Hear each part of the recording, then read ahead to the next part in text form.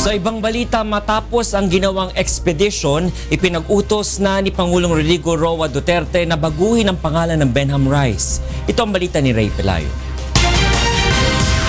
Nais ni Pangulong Rodrigo Duterte na bigyang diin ang pagmamay-ari ng Pilipinas sa Benham Rice. Kaya naman ipinag-utos na nito na palitan ang pangalan at gawin ng Philippine Rice. Ito ay matapos maiulat ni Agriculture Secretary Manny Piñol sa Pangulo ang isinagawang 3 araw na ekspedisyon sa lugar nitong nakaraang weekend. Ang Benham Rice ay isang undersea region na matatagpuan sa silangang bahagi ng Luzon.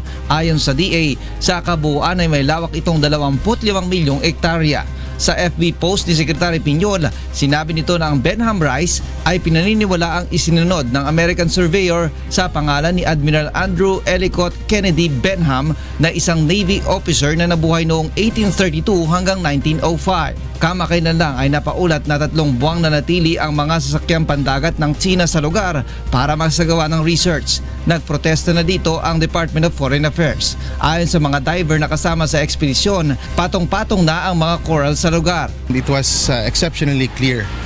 The only other dive site I've seen as clear was Tubata. So ganun siya kalinaw, ibig sabihin malinis yung tubig. Una nang sinabi ng kalihim na plano ng kagawaran na magtayo na ng istruktura sa lugar bilang monitoring station. Maaari din itong lagyan ng radar para sa pagtaya ng panahon at kanlungan ng mga mangingisda kung may bagyo.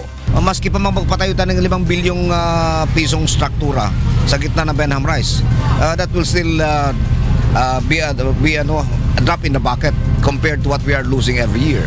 Nais din ng DA na ideklara ang Benham Rice na Special Food Production Area at pagbawalan ng paghahanap ng langis at iba pang mineral.